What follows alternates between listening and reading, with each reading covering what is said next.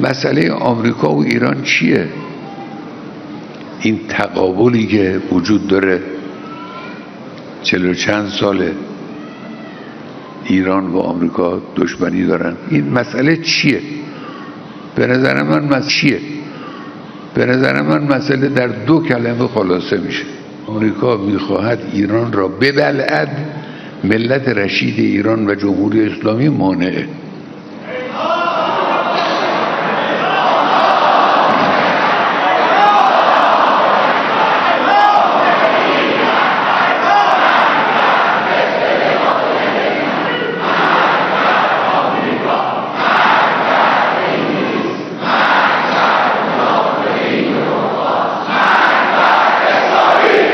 رفتم خواستگاری همه چی تمام شده، موضوع در 2 کلمه باقی مونده.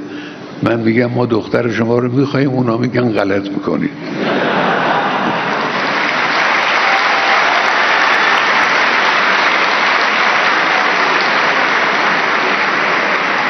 حالا ملت ایران به طرف مقابل گفته غلط میکنه. یعنی جرم ملت ایران دعوا سر این قضیه است. در ایران شما، کشور شما جاذبه های زیادی داره.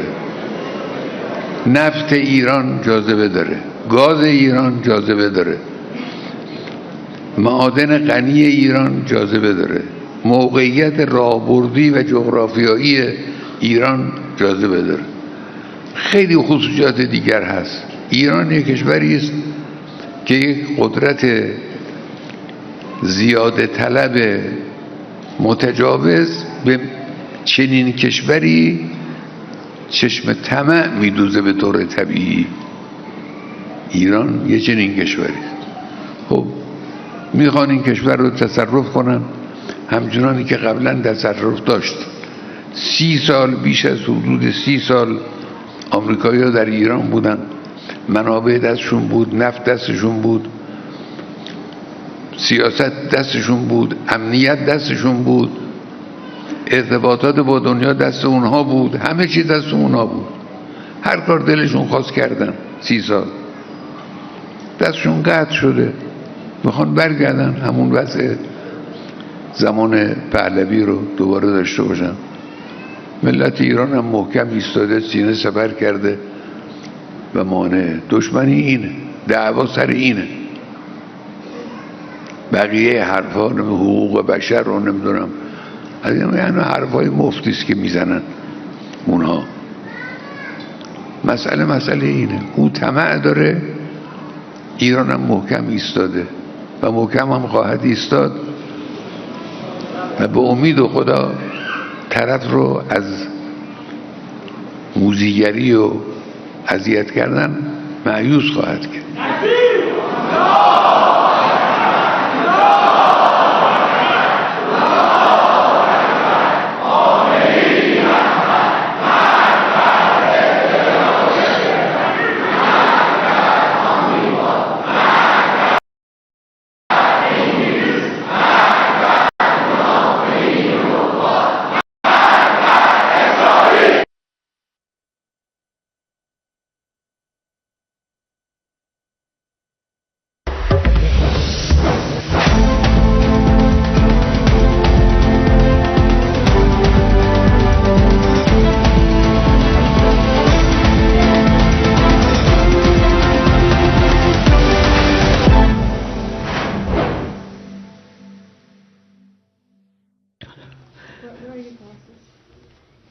Is it in your purse?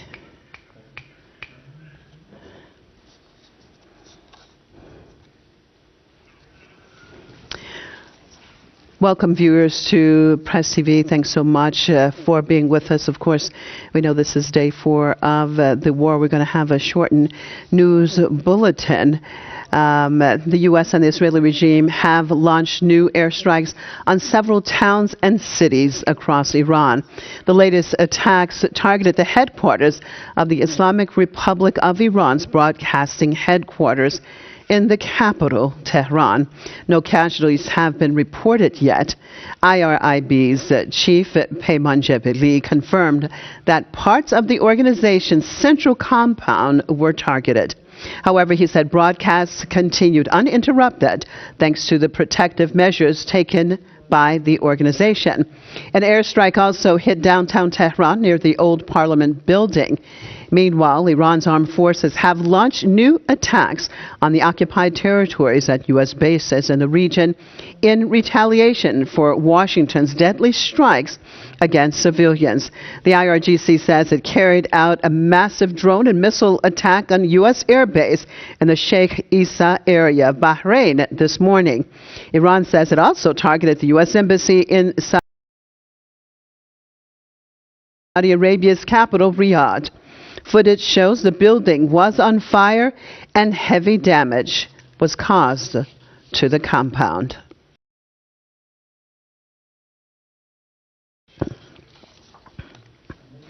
Meanwhile, Iranians have held nationwide protests against the U.S.-Israeli aggression against their country. Rallies were held in towns and cities around the country. Protesters voiced their support for the armed forces of the Islamic Republic in their anti-U.S. and anti-Israeli operations.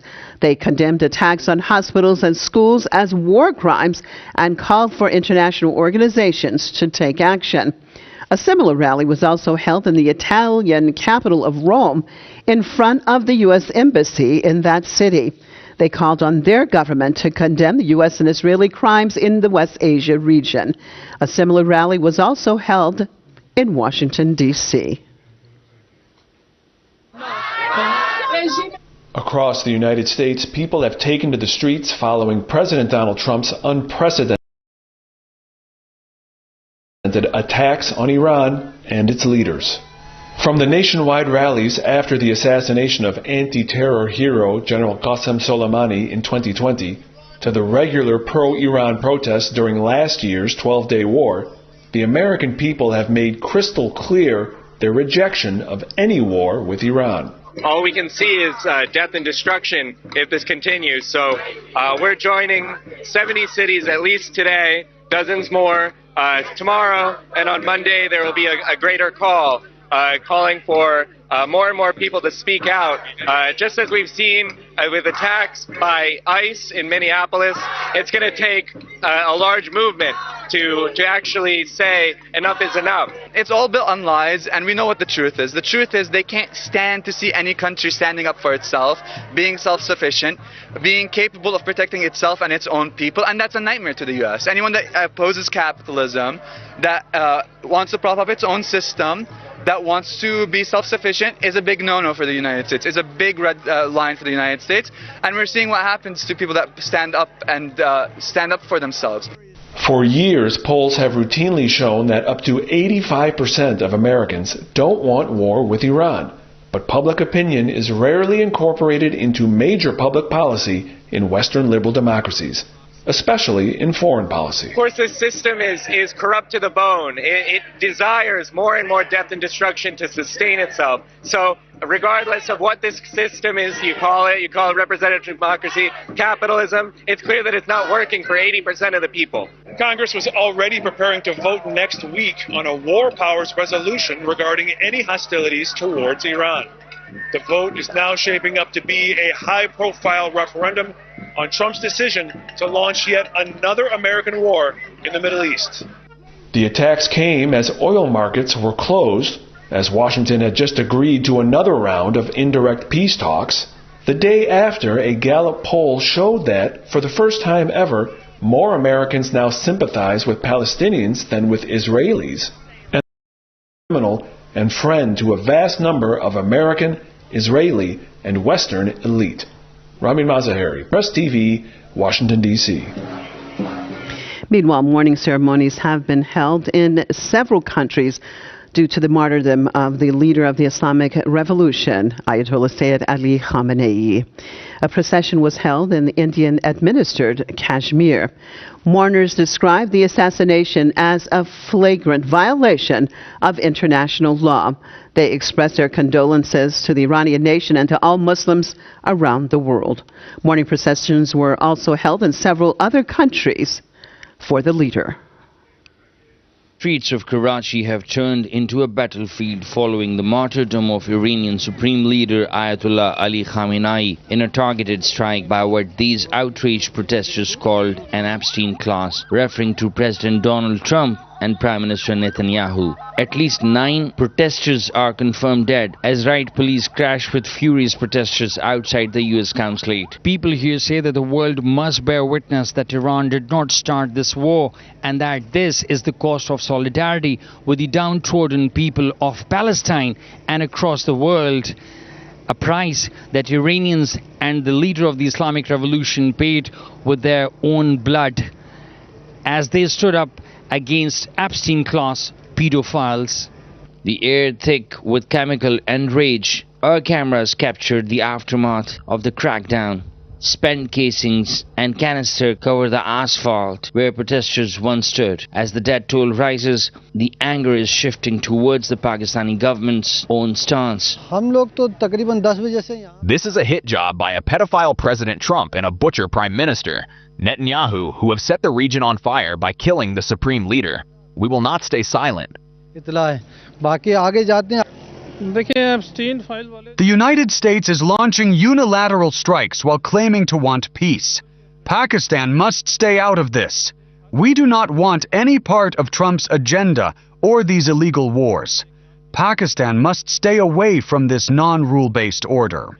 The news hit Karachi like a physical blow. Protesters have flooded the streets, condemning what they call an illegal strip in Washington and Tel Aviv. The situation escalated instantly as crowd moved to storm the US diplomatic missions across Pakistan, met by a wall of riot police who used tear gas and live ammo to disperse the crowd.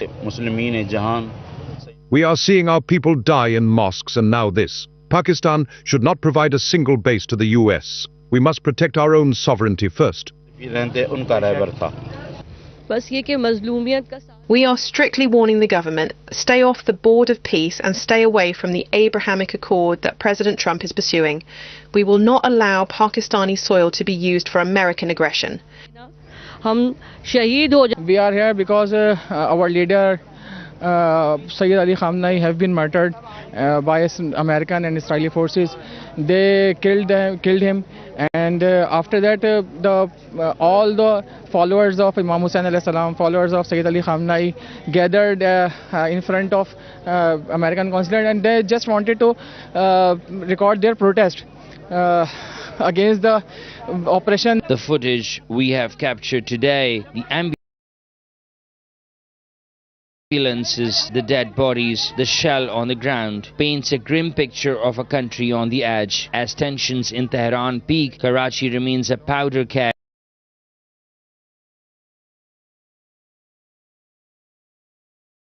with protesters vowing to stay on the street until the government cuts ties with the current US administration. Mohammad Turi, Press TV, Karachi. A large crowd of Iraqi protesters gathered near the entrance of the Green Zone in Baghdad, leading to the U.S. Embassy, condemning the U.S.-Israeli regime aggression.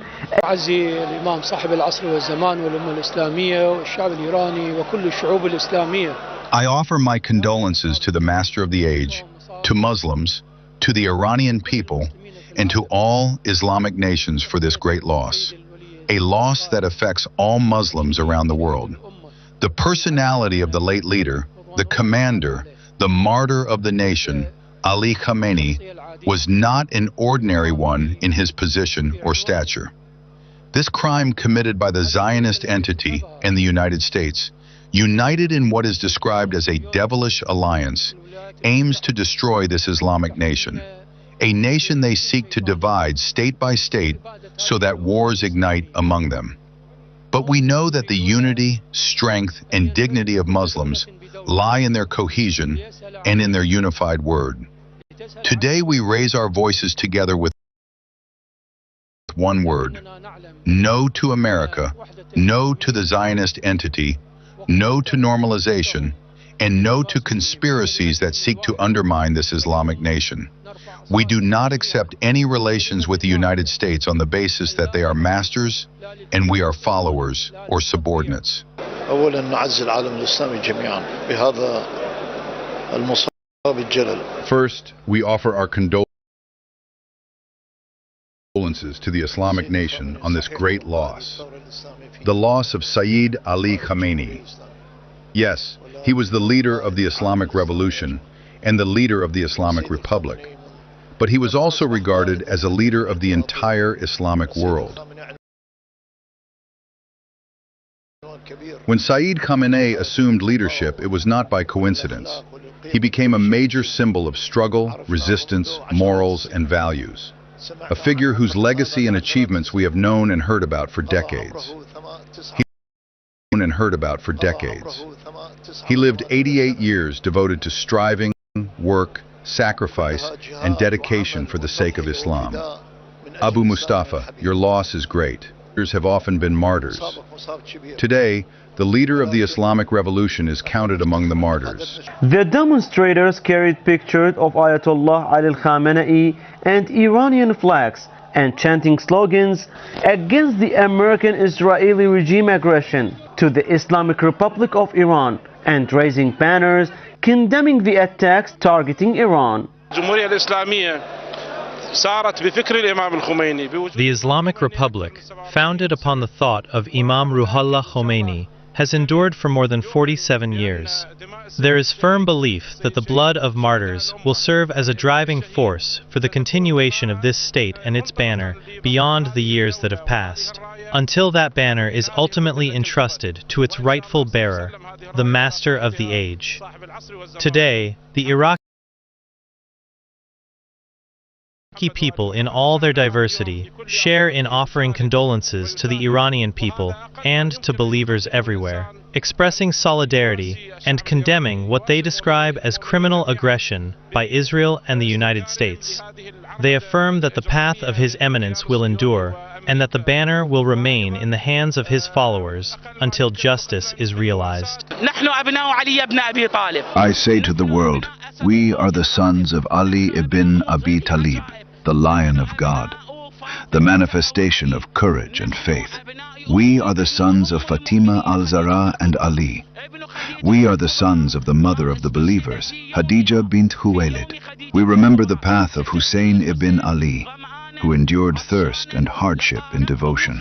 By God, we await a word from the religious authorities in Karbala, a word of guidance and responsibility, and the world will then see what the sons of Ali are capable of through their faith and steadfastness. Our leader is alive, though absent from our sight. We believe in the Imam, Muhammad al-Mahdi, and we count ourselves among those who await him, preparing ourselves in spirit and character. If our Qaim were to appear, the world would witness our commitment to our principles. We are the sons of Ali, generation after generation. For us, dignity lies in faith, and honor lies in sacrifice. Even after the death of the leader of the Islamic Revolution in Iran, Ayatollah Sayyid Ali Khamenei, the ideas he installed continue. A huge crowd gathered near the U.S. Embassy in Baghdad to condemn the martyrdom of the leader of the Islamic Revolution in Iran, Ayatollah Sayyid Ali Khamenei, by the U.S. and Israeli regime aggression, and they emphasize the path that he laid out and followers. Press TV and followers. Press TV, Nawar Fayek, Baghdad. Following the recent US and Israeli strikes on Iran, which resulted in the martyrdom of Iran's supreme leader Ayatollah Sayyid Ali Khamenei, Afghan citizens have expressed condolences and strongly condemned the attacks. Many say they stand in solidarity with the people of Iran, emphasizing unity among Muslims in the face of escalating regional tensions. We offer our condolences to all the noble people of Iran, and we say that we stand by them in these difficult circumstances. The attacks carried out by the United States yesterday are cowardly attacks against Islam. We know that the leader of Iran has been martyred. Afghan citizens described the attacks as brutal, stressing that unity among Muslims is essential in response to the U.S. and Israeli aggressions. The attacks against Iran were very brutal. All of us Muslims and all Muslim nations must unite against Israel and America to get rid of them. The only way to victory is to unite against them. Ayatollah Khamenei was a mujahid. He was a man of strength, a man of God, a great man who was martyred as he dreamed of martyrdom, and may God grant him paradise. The duty of Muslims and Islamic countries is to unite and form a tower and a fist so that they can defend against America and Israel and destroy them. The U.S. and Zionist attacks have triggered the strong reactions across the world, with many emphasizing solidarity with Iran and calling for a unified response. Afghans express condolences for the martyrdom of the leader of Islamic revolution, Ayatollah Sayyid Ali Khamenei. The news has deeply affected the Muslim world, raising calls for unity among Muslims against the enemies of Islam. Abdullah Amirzadeh, Press TV, Kabul. Well, Iran's ambassador to the International Atomic Energy Agency, Reza Najafi, has called on the organization to condemn the U.S. and Israeli attacks on Iran's nuclear sites, saying that failure to do so will undermine the credibility of the IAEA. We requested the convening of a special session of the Board of Governors because of the aggression by the American and Israeli regimes against our country and their threat against our nuclear facilities. Russia, delegation of the Russian Federation, also supported and sent a letter to the Director General for convening this meeting. So this meeting convened this morning. Also, China supported the convening of a special session of the Board of Governors. The reason is that because in the mandate of the IAEA, there is indeed a duty to react to the threat against the nuclear facilities and the safeguard system. Indeed, while Director General has always reported and stated in many times that the agency has never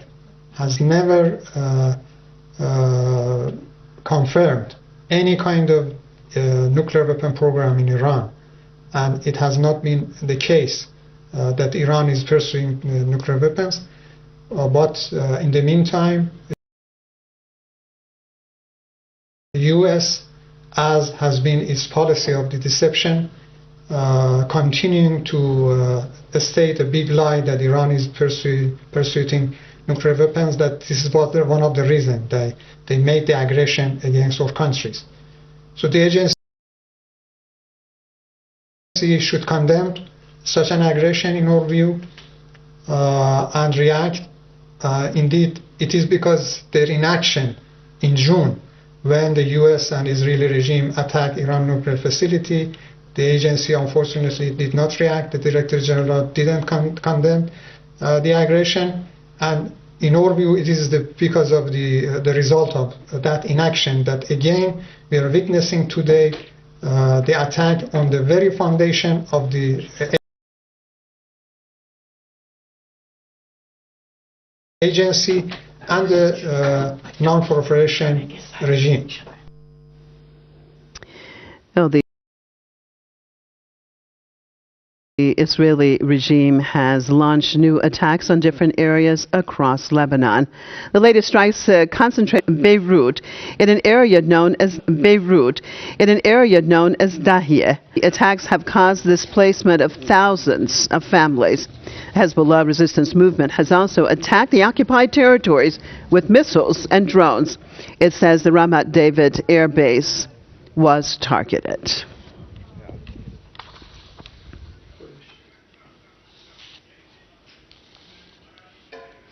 Well, that has been a shortened version of the latest news right here at Press TV. Thanks so much for staying with us. We're going to go back to, of course, our continued coverage on the latest situation that is taking place. I believe that we're going to take a short break. I guess not. We're going to cross back over there to the scene, of course, of the funeral procession that people have gotten together to commemorate the lives of those lost on the first day of this war against the Islamic Republic of Iran on Saturday, as an American missile targeted a girls' school. In the lives of these individuals lost, and also to condemn the American and Israeli regimes for their heinous crimes. First and foremost, for daring to attack the Islamic Republic of Iran and daring to assassinate the leader of the revolution, and then killing civilians all over this country, including in this town of Menab, where at least 165, mostly girls the age of 8 or 9, because it was an elementary school, third or fourth graders were killed, and many of their bodies torn to pieces, stuck under the rubble. Parents running to the school right after the attack, searching desperately for their daughters and not being able to find them. I saw scenes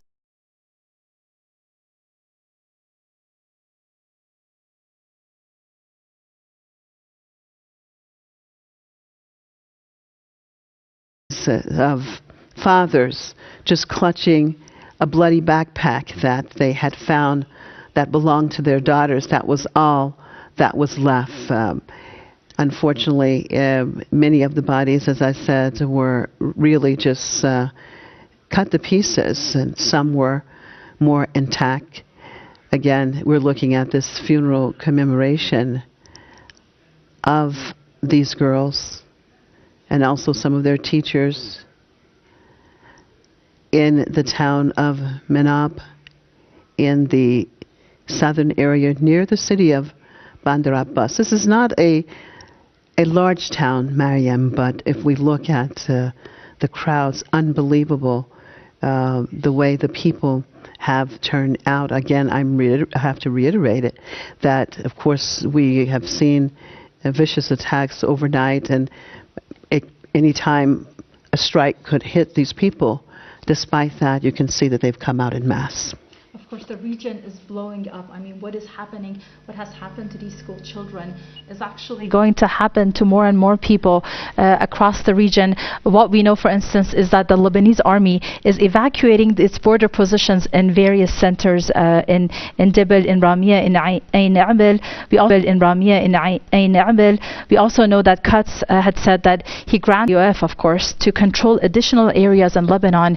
And so they are bombing people, they are harassing people, they are intimidating people. Our reporters, some of them have been threatened against talking to us, and this is a very, very urgent position, very urgent situation.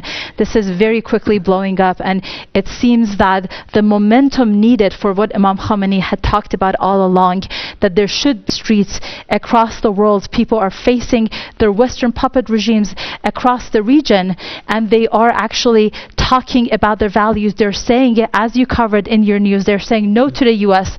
We don't want the U.S. We don't want the Israeli regime. We don't recognize the Israeli regime, and we want these out of our country. And they have people are gathering, not only actually threatening U.S. military bases, but also they're threatening U.S. embassies across the region, because they understand that's where the plotting is going on. And with everything that's happening, this is major momentum, this movement. Again, viewers, you're looking at these live images. You can see these trucks are coming in, and they're carrying the bodies of the 165 girls and their teachers. there this morning, 11:15 now, and the city of Minab, the town of Minab near the city of Bandar Abbas. Very sad scenes to realize that these girls actually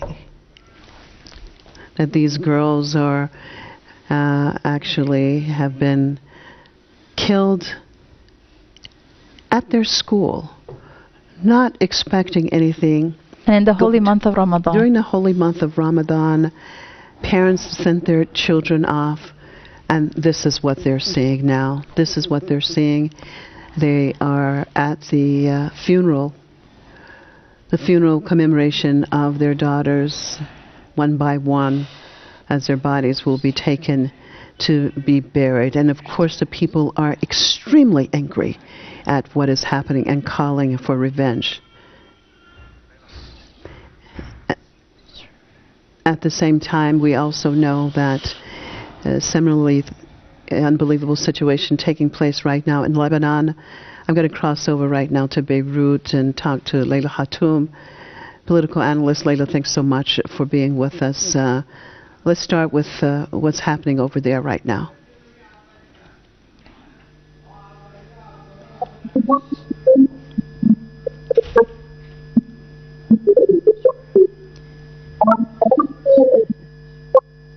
Leila, I can't hear you. Leila, I'm sorry. Hopefully we can reestablish that connection because I cannot hear you. Having a little audio difficulty right now. Again, we're looking at the funeral procession, viewers out of Minab. Mariam, just devastating scenes, you know, and people are just so angry. It's so shocking for Iranians and to know that their girls, these girls, their lives were taken in the way that they were. Of course, that's what's been happening, but you know, the attacks continue. We've had these attacks on civilian homes, and people's homes are being destroyed over their heads, and they're coming out and they're actually showing amazing resistance, because this is Iran. This is a country that has constantly been saved thanks and it's been saved, the feeling of security in this country, thanks to the victory of the Islamic Revolution, to the power of the IRGC to protect the nation, with the command of Imam Khamenei, our martyred Imam Khamenei, who was martyred, but before he was taken from us, he had set the orders in place, he had set the command in place so that Iran continues to be safe. However, we're in the middle of a very major war. The strikes are coming, and Iranians are hearing for the first time. Iranians are hearing these sounds, and of course, this is only after the 12-day war that, you know, that was the first time in about 40 years that had been happening. Right. But people are showing unbelievable, you know, power. Yeah, definitely, and of course, it's newer to Iran than it is to other parts of the resistance, and unfortunately our brothers and sisters in Lebanon are experiencing a very difficult situation. Of course, this is also, but the Hezbollah has sent drones and missiles and have hit the occupied territories. I'm going to cross over again back to Beirut. Leila Hatoum, political analyst, joining us. Hopefully, Leila, I can hear you. Let's start off with that side of things, okay, in Lebanon and the latest of what you have there. All right. So people need to understand one thing. The Israeli occupation managed to secure what you call an approval from the cabinet earlier today that allows them to invade Lebanon, or at least basically create a buffer zone in South Lebanon. And they said that they had secured that following what you call an American green light. But at the end of the day, we already know that this has been their plan since the beginning, because they were asking the Lebanese government to pressure the resistance in Lebanon to what you call disarm and disappear from South Litani area, which is the buffer zone that the Israelis are looking for. Looking at the whole situation, the Israelis are yet to invade South Lebanon fully as an invasion, as we call it, but they have started preparing for it in terms of what you call bombarding frontline villages and second-tier villages heavily through artillery and through airstrikes since the early morning hours. Yesterday, the Israelis had made an advance in Wadi al-Asafir area, which is basically on the outskirts of Al-Khiyam area in the eastern sector of South Lebanon. And it's a very critical place because it's surrounded by hilltops like Tal al-Hamamis, which the Israelis are basically stationed at. They took over that area during the cessation of hostilities agreement period that we had with the Israeli occupation. So at the moment, everybody is eyeing South Lebanon, waiting for the Israeli occupation to invade at any point. The Lebanese army had started what you call tactic withdrawal, clearing or evacuating its posts and second-tier villages. This is really sad because yesterday the Lebanese government actually ordered the army not to engage in fighting against the Israeli occupation, despite the fact that our Lebanese army commander provided 5 scenarios for the cabinet, including staying in their places and stopping or what you call hampering the advance of the Israeli military. The Lebanese government called it what you call basically a suicide mission for the army to stay there and fight. I don't know what's the use of any army if it's not there to fight and defend the country. In the constitution, the army is there to defend the country's borders. So our cabinet is cowardly. Our prime minister had also ordered the what you call the banning of military activities of the resistance in South Lebanon and asked the Lebanese army to actually stop these activities. How can the Lebanese army stop the military activities of the resistance if it is not in the south because it's withdrawing? And how can it defend the borders of the countries if it is ordered to withdraw by the Lebanese cabinet? Yes, indeed, a tragic situation taking place.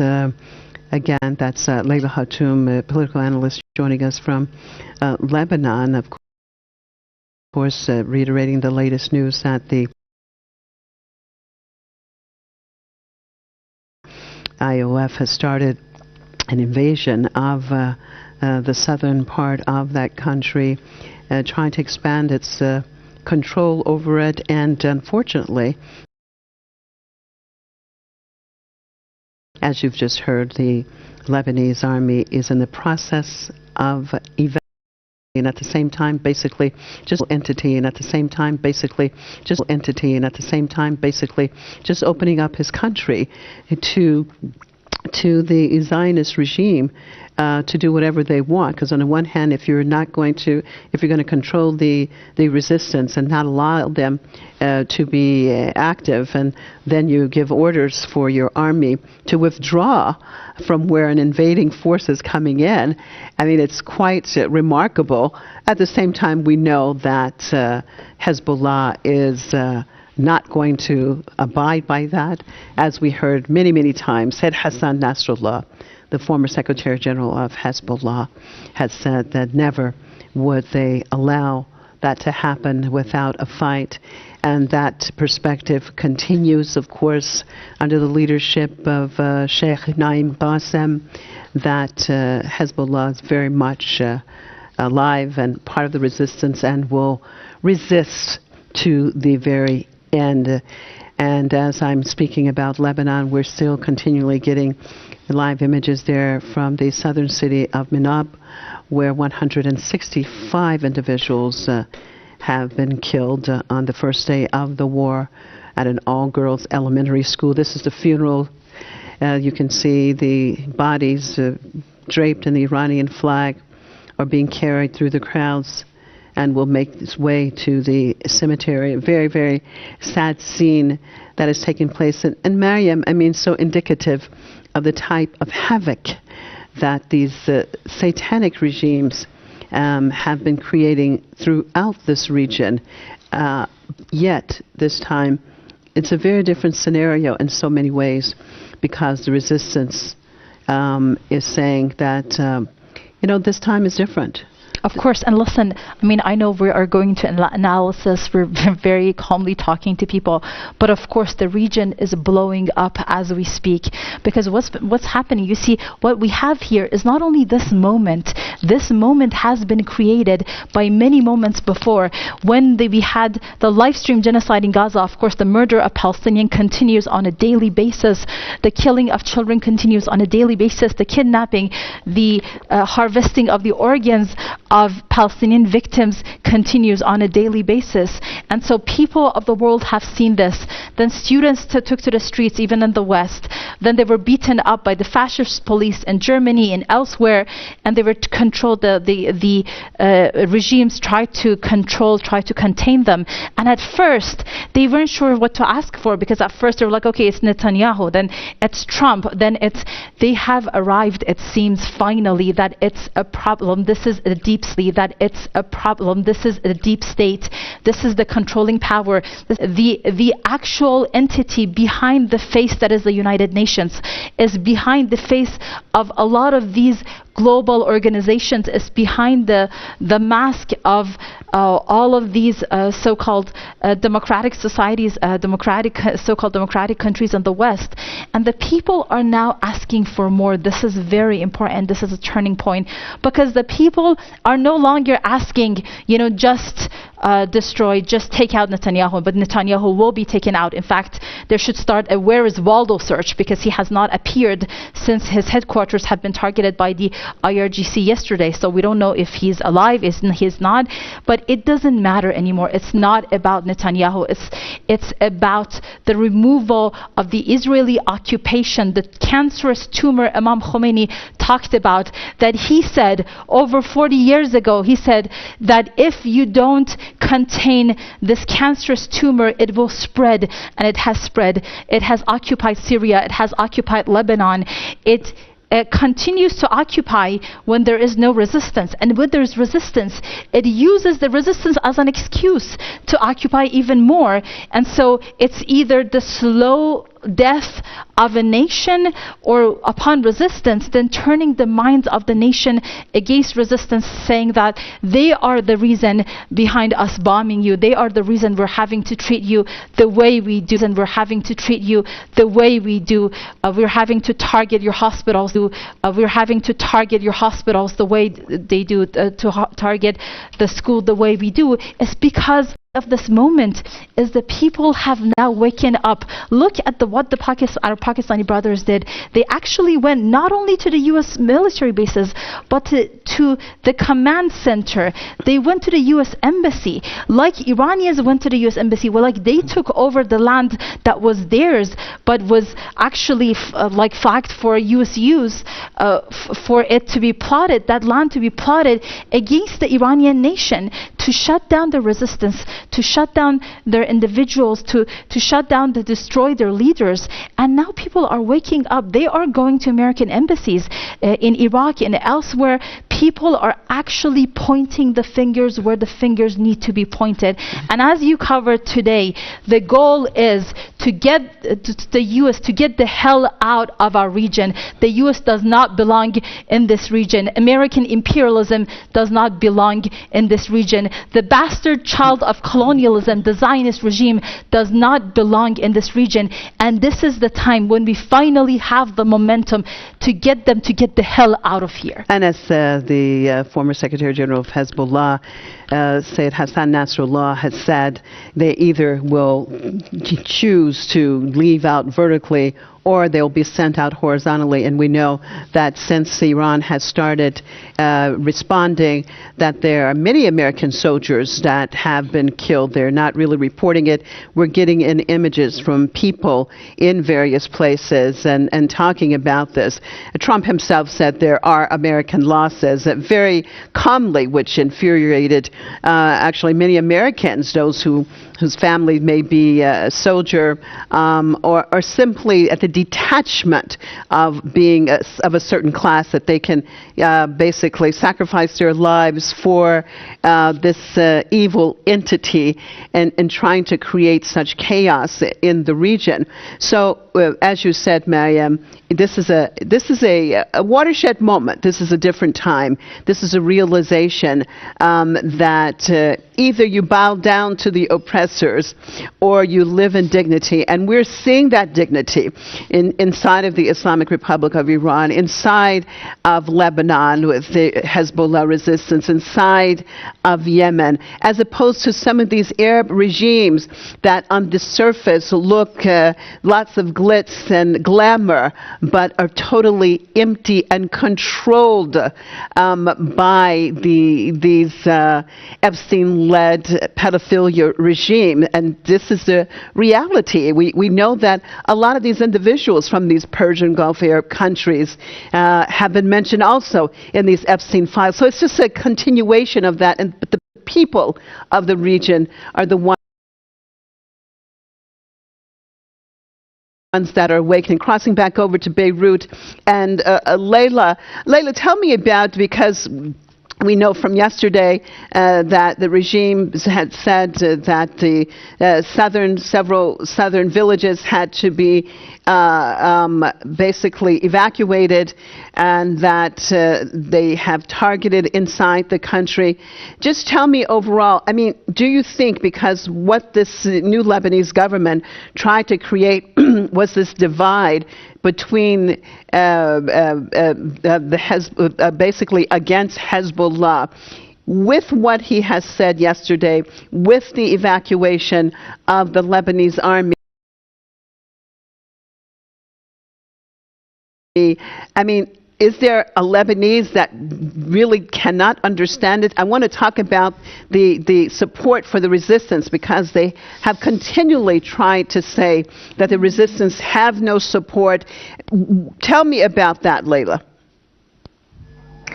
Well, before anything else, because people think now that all of South Lebanon has been cleared out and people have been displaced. This is not true. Earlier this morning and yesterday and overnight, people from multiple border town villages and second-tier villages refused to leave. That includes the town of Al-Mashab, for example. The residents over there started posting videos that they are staying and they're not going to leave their land at all. So that puts what you call pressure on the government to explain to them why it has relinquished them, despite the fact that the government had been, for the past 2 years, claiming that it is the one that should be supporting and protecting its people. It's not the work of the resistance, and the resistance should be disbanded. So when the government tries to sell you an Israeli narrative, a Zionist narrative, that the army will be protecting you, but they do not protect. At the first test, we saw the army withdrawing because it was ordered by the cabinet not to engage. Again, at the end of the day, I do believe that despite the fact that the army is withdrawing from or evacuating its forces from South Lebanon's southern Litani areas, I do believe at any point we could see the Lebanese army commander actually initiating an order breaking the government's decision to engage and fight. This is what we saw back in 2006 at one point in time, when the Lebanese army directly engaged with the Israeli enemy during the Israeli aggression on Lebanon in July 2006, basically, and August 2006. Back then we had a split in some part of the cabinet, but the cabinet actually supported eventually the army's decision to fight. Over here we don't have that unanimous call, or what you call a two-thirds voting in favor of allowing the army to fight. So at the end of the day, we are stuck in a limbo. Either the army will have to break the cabinet's decision to go and protect these people, or it will fall behind, and it will further prove not only to the Lebanese but to the world that the army cannot fight and protect the people. That's why we need the resistance. They've been trying to sell us the lie forever, and it's not going to work anymore. The people in Al-Mashab and other areas, because I'm in direct contact with them, I have people over there that I used to interview throughout the past 3 years. They've been telling me that they prefer to die in their own country, in their own village, rather than leave at any point, because if they leave, they know that the Israelis will not allow them to come back, and they will create a buffer zone like the one that they created back in the 80s and 90s during the second invasion of Lebanon in 1982, all the way until the year 2000, when the resistance managed to kick out the Israelis from most of South Lebanon. Yes, indeed. I think more than ever, the realization that resistance is the only way, as we've witnessed more than 2.5 years of the Palestinian resistance, basically still not allowing, although they have suffered, the people of Gaza have suffered a lot, still they have their dignity with the resistance that is continuing to basically prevent the Zionist regime from reaching any of their so-called stated goals there. And the same we look at the situation is taking place in Lebanon and how they have tried to basically control the situation by these so-called ceasefires that, of course, they never abide by. And Hezbollah allowed the situation because the Lebanese government said that they would take care of it, that the Lebanese army would protect the people. And now today, basically, we're seeing evacuation orders being given to the Lebanese military as the invasion is taking place.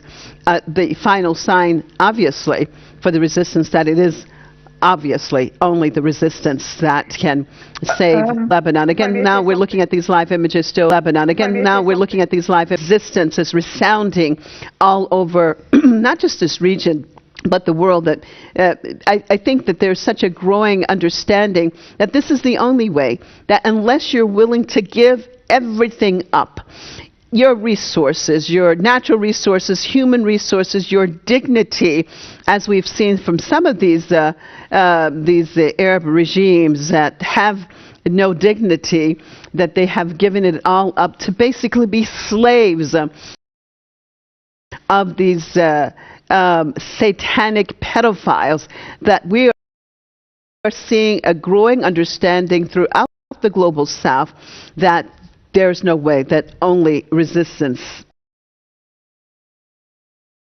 is the way. You see, these people, as they were mourning today, these tears are not those simple tears that they show in movies. They're not passive. These tears are the water arrows of our time away, just like arrows of our time away. Just like Imam Khamenei said, the Pharaoh was taken down at the height of his arrogance, at the height of the oppression of the people, at the height of it thinking that it is God, that he is God, that he has the power to do everything it wants to oppress whoever it wants to, however it wants to. And look at our world today. Look at how they're bombing the resistance, how they're bombing the nations in our region, how the Israeli occupation has occupied Syria, has occupied Lebanon, is talking about the occupation of Jordan, is talking about the greater Israel. And of course, we know they are already running much of the ruling systems in the world, where they already have infiltrated. They are running the propaganda channels. They are running so much in the world already, because their goal is complete domination, because they are the aggressors. They believe that they must do what they can. In their teachings, the Zionists have that they can rape the women of the non-Zionists, they can kill their children, they can do whatever they want, take their lands, do whatever they want. And you see, the people here, the people who have been mourning today, have been shedding tears today. They are angry. They are not just sad. They are not depressed. These people are angry. And Trump and Netanyahu and the actual deep state behind them all, and the ruling Epstein regimes must know their time is close to an end. Even if they can hold on to various entities in Western countries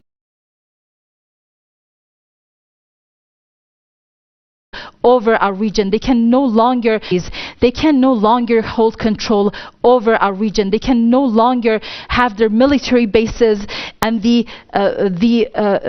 embassies that are actually serving as command centers in our region. People have woken up. And that's really interesting what you're talking about, the embassies. And Layla, getting back to you, because we know, first of all, the largest American embassy is in Iraq right now, but we also know that the one that's even larger, unfortunately, with the Lebanese government, especially with the Prime Minister, we have seen the Prime Minister basically meeting with the American ambassador there, and basically the American ambassador dictating what the Lebanese government should do. I mean, your thoughts about this? Before I go to that, I want to just remind everybody that there has been headlines that the Israelis are advancing into South Lebanon. We can get back to that when you ask me about the situation in the south. When it comes to the second largest U.S. embassy in the world that's being built in Lebanon, you have to understand that it received the approval of three various different cabinets between 2013 and 2020. And that basically because at the end of the day, foreigners are not allowed to own a certain percentage of the land in basically in certain districts in Lebanon, and they're not allowed to own more than a certain square mileage across all of Lebanon. So the U.S. embassy, which now sits at 43 acres, we're talking about over 150,000 or basically meters squared or something of the sort, but I know it's 43 acres. That embassy is the logistics and CIA hub for the Americans in the whole region, and they have been bringing military equipment to it. They have set up what you call torture and interrogation cells underneath. I had exposed that in 2021 when I was still basically advising the government of Lebanon back then. I had received credible information about the formation of that embassy at the time, and we recorded it. Unfortunately, people don't go back to those information. This is a hub for torturing civilians that are being detained from across the region and beyond, just like the ones that they have back in Germany.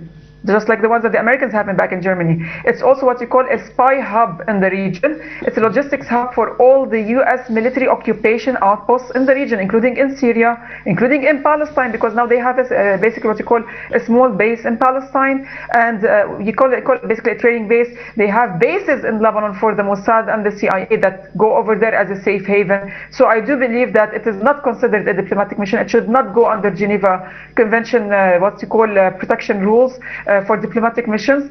And at the end of the day, remember when the Israeli occupation bombarded the Iranian embassy in Syria, and the Americans also did that in Ukraine, in Europe and elsewhere. They have been attacking diplomats, Iranian diplomats, including in Lebanon during the 80s when they kidnapped 4 Iranian diplomats. Nobody cared about Geneva Conventions. Nobody spoke about it. So at the end of the day, if something happens to that embassy, I'm not going to shed a tear over that one. Yes, indeed. And Mariam, it just goes back to, really, when we go back to 1979, again, after the victory of the Islamic Revolution, and the students, university students, and how aware they were, of course, under the guidance of Imam Khomeini, and taking over the so-called American embassy here in this country that's now called the spy den. And actually, when they got inside, of course, and found so many documents that they were shredding, and were able, after putting in tedious amounts of time and putting those documents back together and the way they turned it around against us, the way they vilified Iran, while Iran was keeping those captives, those same individuals that were helping the regime conspire against Iran, when they were holding them captive, they took care of them. They even helped them. They had a Christmas celebration for those individuals because, of course, supposedly they were Christian, and with their culture, they released the African Americans because they said African Americans are oppressed by the American regime. So right off the bat, they released the first ones they released the African Americans.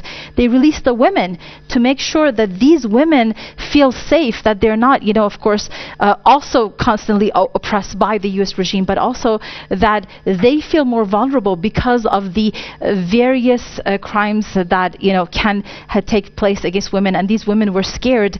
And we saw how, despite all of this, so imagine the U.S. regime has this spy agency inside our country plotting against our people, and yet they are telling the Iranian people that it was your fault, that the U.S. put all these sanctions against you, that all of the pressure you have been feeling. Well, that's again indicative of what we were talking about earlier, Mariam, and talking about how this whole so-called international rules-based system with, for example, the UN and other entities under international law, how this was basically set up for basically the people of the global south to abide by their rules, and the benefits for the global north. And really, with the revolution, the victory of the Islamic Revolution in 1979, it was something unheard of, the way that it was saying that, no, we're not going to allow these spies inside the country, these entities inside the country. And as you know, that place now is actually a museum that I've been to, and it was amazing the type of situation that they had at that time. Sunken rooms, soundproof rooms under a pool, so many things that they were doing at the time, and we can only imagine what, for example, that American embassy in Lebanon would be up to, as Layla has rightfully talked about some of the things. And I mean, at the bottom line, Mariam, it seems to be that the only way, as you were saying, and I understand that this might be sensitive to those who believe in diplomacy, but it becomes more and more obvious that if you allow these embassies to function in your country and to do whatever the hell they want, it's going to get very difficult. I mean, I'm not sure exactly what should be done from a diplomatic perspective, because even in this latest round, of course,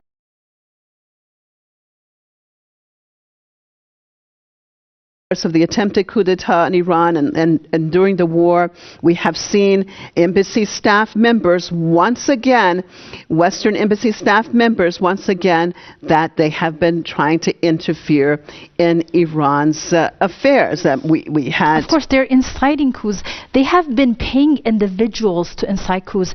In fact, at times they have found in between the rioters. I mean, this is how far they have gone. This is their audacity, how they oppress nations. And then they come out in the mask of diplomacy. And we have to remember, the only way diplomacy can work is with the power, with military power, with military might. If diplomacy works without it, let the US regime cut out its military budget, turn it to half, put that budget into education, actually, what the country needs, put that budget into healthcare, what the Americans need, put that budget into food, that a lot of Americans, more and more Americans are having food insecurity on a daily basis. Let the Americans try that. Let the Americans try the diplomacy without huge military budgets and see how well that works for them and see how long that lasts. But that is what they're prescribing for our nations that have been targeted for decades. They have been murdered for decades. They have been victims of the coups, of the invasions for decades, and they are telling them, and these individuals are telling them, and unfortunately, I mean, they have set up a whole elegant system, because there is the United Nations with these beautifully written laws. There are all of these, member states that, and of course, the very presence of those member states only gives credibility to the United Nations. Imagine how the United Nations looks if there were only 5 or 7 or 10 various veto powers sitting together making their decisions for the world. That is what it actually is, but that is not what it looks like, because then they supposedly offer a platform, and of course they offer a platform to Iran, but then they offer a platform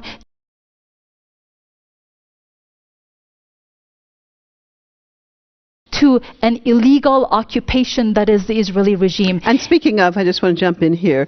Speaking of these, what they accomplish, it's very interesting, Mariam. Actually, the UN at the UN Security Council meeting, U.S. First Lady Melania Trump chaired the meeting on children in conflict. I mean, this is so dystopian that the First Lady of the United States, married to Donald Trump, has just chaired a UNSC meeting on children in conflict, while they are killing children in Palestine and Iran, in Lebanon, and so many other parts of the world. It is absolutely mind-boggling. I mean, Layla, your thoughts? Well, the first two things that come to mind, that she is the first lady of the country that has unalived more kids than anybody else across the world, and at the same time, she was the a really dear friend of Epstein, the person who had hurt children throughout decades, and her husband was part of that, according to the papers and basically what you call the emails that. Okay. It seems that we have lost Layla again. Viewers, apologies for the various technical issues, of course, that we're having. Understand the situation of what we are going through in general, this on the fourth day of the war, the attacks by the American and Israeli regimes on the Islamic Republic of Iran. Mariam, I just want to pick up with what I was talking to Layla about. I mean, the absolute hypocrisy. How these international organizations are actually working. I mean, as you said, the Epstein files came out. Like, we had this Emirati woman trying to get a position in the UN. She had relationship with Epstein, and she was offering her baby sister to Epstein. In order to imagine that. Imagine these are the individuals telling nations across the world how they should educate their girls, how they should run their economy, when they should shut down the various systems. These are the individuals. Right. Yeah. Go ahead. I'm sorry. And so this is what the problem we're facing today, that we have been facing. But this is very important. I think as the audience is following what's happening in Iran, it is a war in Iran, but it's not only a war in Iran. Iran has been the main target because Iran has been the successful example. Right. In fact, one of the main reasons that they wanted to destroy the Islamic Republic of Iran was that it offered a model for the world. So they wanted to do to Iran what they did to Haiti. They wanted to tell Iranians, they wanted to tell the people of our region that you can only be slaves, that you cannot make decisions for your own, that right. You will be made an example of for the world to see if you dare to rise up. But at the other hand, Mariam, that was their goal, but they did not understand the ideology of this country that they are attacking, And, in many other if they had been under the type of attack that Iran has been for over 4 decades, and the type of pressure, and then the top leaders of your country, first the commanders and then the very top of the echelon is killed, while the people are under unbelievable economic pressure. Yeah. At the same time, we see this footage here behind us. This is the reality that after all of this has happened, all of this pressure, this is the Iranian nation. This is what they do. And this is the Iranian nation without the physical presence of their martyred leader cheering them on, because this has been these lessons of our leaders has been instilled in our population. They can take over. And actually, I was reading a couple of comments or analysis, and they were saying that under the leadership of martyr Sayyid Ali Khamenei, he would always come and actually kept everything in back. A wise father, children, for example, want to react a certain way, and he would be like, be patient, be this, be that. And there were some that saying that with what they have done, they have triggered something in people that they will regret the day that they assassinated this great man, that the anger with the people, not only in Iran, but in the region, as you're saying, we're seeing the region just catching on fire because of what they've done. And these are the people who have the capability of actually building nuclear bombs, but these are the people who have refused to take that what many would call a right, because when the Americans have hundreds of nuclear bombs, when the Israeli regime has hundreds of nuclear bombs, fine, take it away from the Israeli regime, and we never wanted it. Take it away from the American regime, and we have never asked for it. But the people, there was so much pressure on Ayatollah Khamenei saying, look, we need to build nuclear weapons, and we need them for deterrence. We're not going to destroy destroy people. And he said, this is the religious decree, and I will abide by no other decree than that of Allah. So Imam Khamenei was actually the one who prevented Iran from creating and using nuclear bombs. Iran had still has the technology to have 60% enrichment, and even Netanyahu has been saying, of course, he has been lying because he knew Iran was never going to use such a technology, but for 30 years he's been saying Iran is days away from developing nuclear weapons, and that we are. But they murdered the man who stood almost single-handedly anything against, can happen now. Anything can happen because religious edicts can also be changed depending on the time. Depending on the time. Because as long as they're not used for the bombing of nations for civilians. And this is very important. Look at the number of Iranians who have been killed. How many of them were civilians? But look what Iran has done in return. Can the IRGC target so many civilian areas in all of these Persian Gulf countries that have supported the Israeli regime? The blood of Palestinian children are on their hands. The blood of Lebanese children are on their hands. The blood of Yemeni children, the blood of Syrians are on their hands. Couldn't the Islamic Republic target various gatherings of the people? Of course it could have. You see, with the same might that is targeting military bases, but that's not what the Islamic Republic does. If anywhere, in fact, there was news of various efforts being discovered that they had wanted to create bombings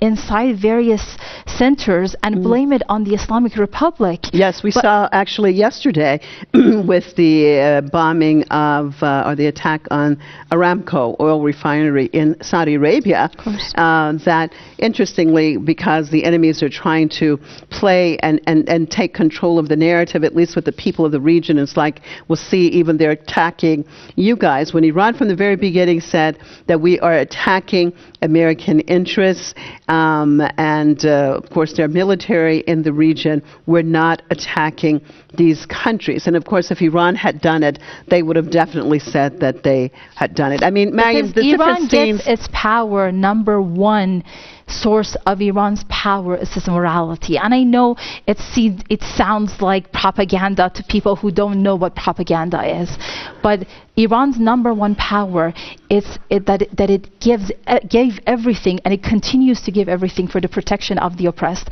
Back when 40 years ago, 50 years ago, when nobody knew about the crimes of the Israeli regime, when the Palestinian resistance was fighting alone with empty hands, Iran stood with the Palestinian resistance. Iranians suffered all kinds of sanctions. We had people die because we stood with Palestinians. And even though there was no vision in sight that someday the people of the world will see what it is, someday the people of the world will cheer Iran on. For the longest time, the people of the world, they thought Iran is a regime, is a dangerous regime, it's threatening the whole world. And you see, the power of the Islamic Republic is because the IRGC has refused to bomb civilians. The moral high ground, because that's Islam. Again, you're looking at these images now, actually previous images that was earlier from that were taken by the American regime. And they will be avenged. A missile strike definitely will be avenged. And I think that we've already seen the schism, the divide in the American military structure. Quite upset. The Pentagon is saying that we didn't want this war because already they are feeling it. And this is just a beginning. And they say, first they say, we're going to go in for regime change. They tell Iranians, go out, take to the streets. And of course, Iranians have disappointed them for 50 years. But they say, so at first, they say, we're going to change the Iranian regime. Then they go in, and then people rise up in the support of the Islamic Republic. Right. And then they say, we never wanted regime change. We only wanted to make sure there are no nuclear weapons. They knew there were no nuclear weapons, just as they knew in Iraq there were no weapons of mass destruction, just as they knew that, in Libya the problem was not what they were saying, that the Libyans had control of their own rich resources. And look at what happens. But the world is waking up. Yes, the world definitely needs to wake up, because I think the level of depravity has been exposed to be so great, and the divide, as I've said before, the resistance faction and how they have taken the moral ground. I mean, we look at whether we're talking about, for example, Hamas during this whole time after the ceasefire, that they held to it even though that the Israeli regime never abided by the ceasefire. Lebanon, Hezbollah, the same, because they've taken the moral ground. But now that they have crossed all red lines, I'm afraid that they're going to see something that they could have never imagined would take place, because the same entities that have such strong moral perspective, and it's because of their morality that they're willing to give it all to fight against this oppression. And of course, see with Iran, because Iran has actually achieved all of its military might itself, because it has been under the most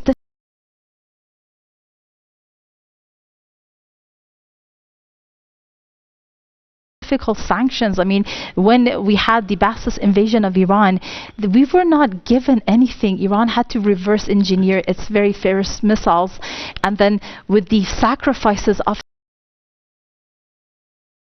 so many developed these technologies. And Iranian weapons are not as Iran actually puts a lot of focus to make sure that it's precision, that when they strike a precise place to actually protect the lives of civilians. But if Iran had hit somewhere and some civilians were killed, you could tell that this is a nation that has developed its military might from scratch with little to no help. Right. And of course, it has a fraction of the budget that the Israeli regime has. And I think the it is US time, has. when you're talking about the military, from the very beginning, from the 12-day war, really up until now, in the mainstream media, and they continually talked about, these were military commanders, for example, who were targeted. I want to bring these individuals, and at the same time, I just want to talk about the sacrifices that have been made by the military, by the security apparatus in general. We saw the way they sacrificed during the 12-day war. They gave it all, and we saw how the people came out in support of them.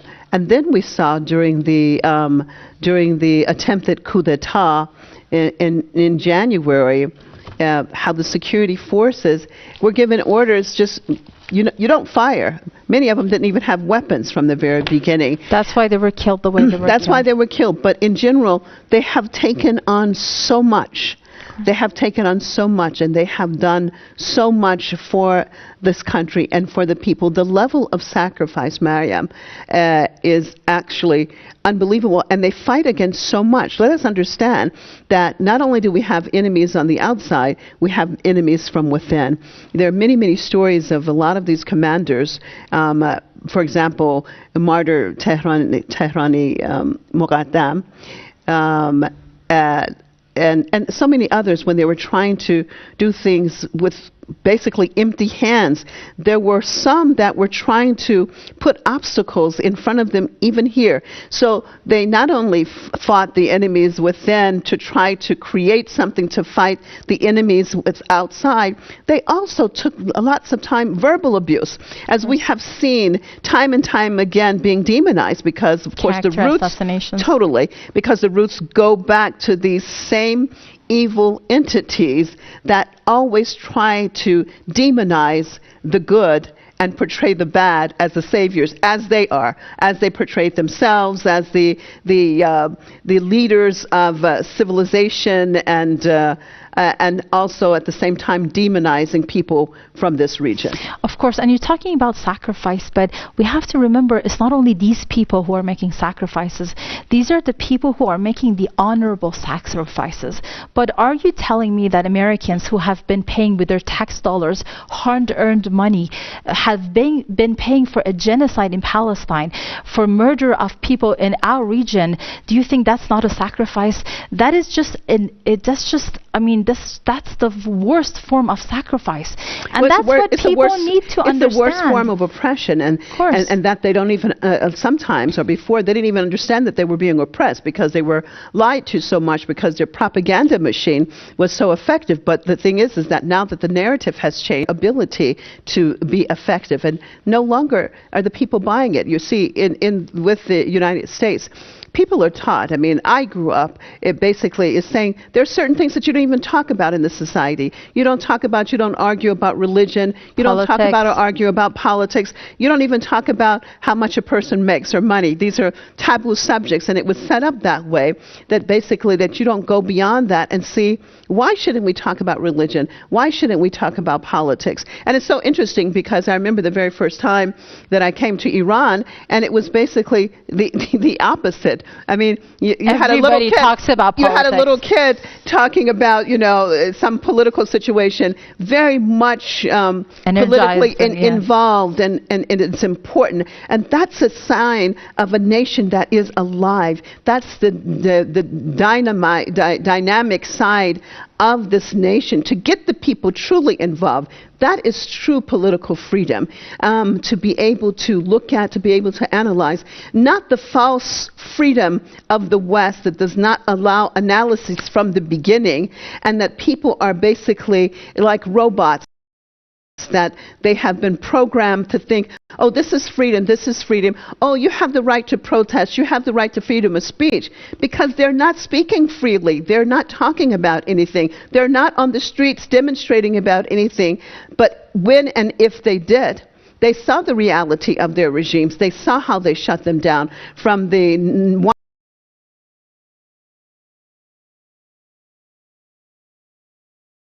the 99%, to the what was it, the Native American, the pipeline situation that they Life Matters. Well, Black Americans of all race. Life Matters. Well, Black Americans of all race, seeing the reality of that regime. People are waking to reality, and people are waking to reality. And I hope, as an American, I can say, I hope that the American people can actually one day experience the freedom of these people, and really being able to choose the path of independence, and a free thinker, and a free human being. Of course, I call on our audience, honestly, to, I mean, I understand this war predominantly is attacking Iran, but again, Iran is being attacked because it serves as an example for the entire region and for the entire world. So as you're following the news on Iran, as they're bombing homes in our country, as they're bombing hospitals in our country, we've had news yesterday, today, as the majority, almost all of the people who are being killed in our country are civilians, women and children. Not that the lives of those who are protecting the lives of those women or children is any less precious, any less valuable. But as you are following the news of our country, follow the news, because elsewhere, because we had the rising of people, and they are paying a heavy price. I mean, it's beautiful that people that I'm hearing, I'm getting messages from across, from various journalists in different places, worried about Iran. But let me tell you, the people you saw, of course, with the children, it's just very just heartbreaking. But these people you saw on the streets are not people to pity, are people to learn from. They are strong, they are powerful, and they have their weapon of ideology. They know what they stand for, and they know where they should go.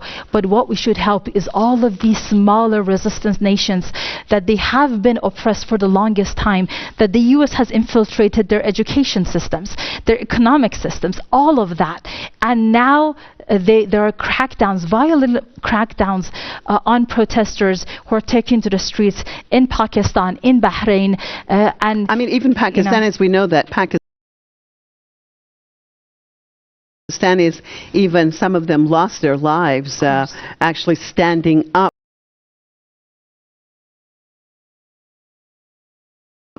to the American regime, and in front of the American embassy, actually in front of the American embassy, that they went out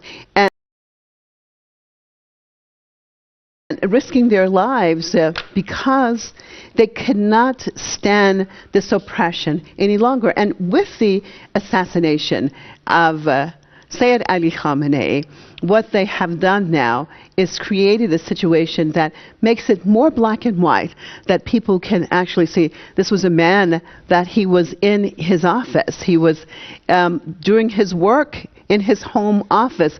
His family was in the same vicinity. This is a man that could have gone anywhere that he wanted in this vast country and beyond, of course. But this is a man who stood firm, stood fast, and actually what he preached, he actually practiced. And he lived a dignified life, and he gave his life to stand up to humiliation, stand against humiliation, to stand against oppression. And what this has done is awaken something that, you know, we work in the media and we try our best to get the reality out to people.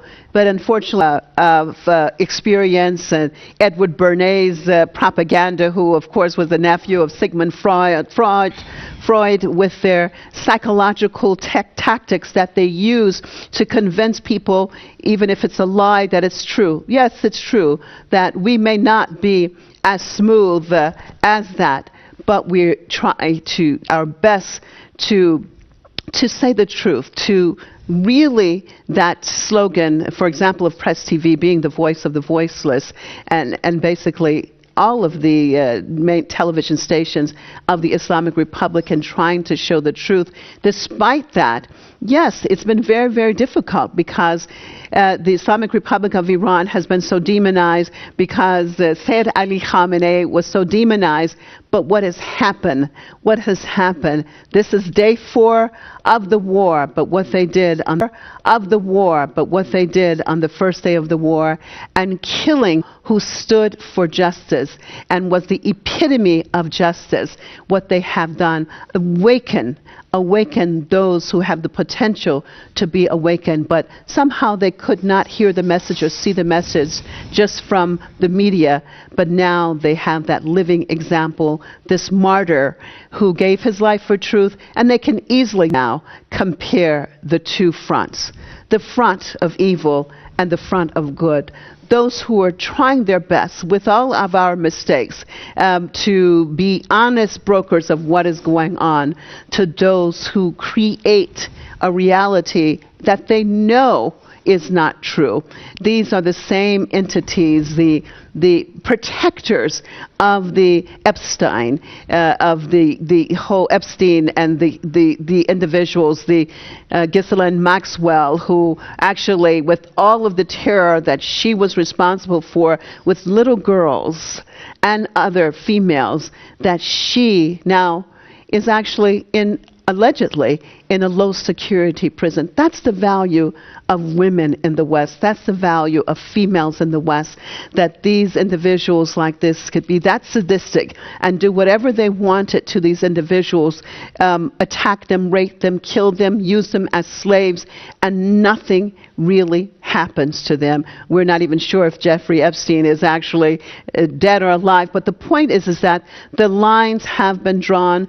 This line between black and white, good and evil, is more clear today than ever before. We're going to cross over now back to Lebanon, to Beirut. I believe I have my colleague going to be coming hopefully soon. I think we don't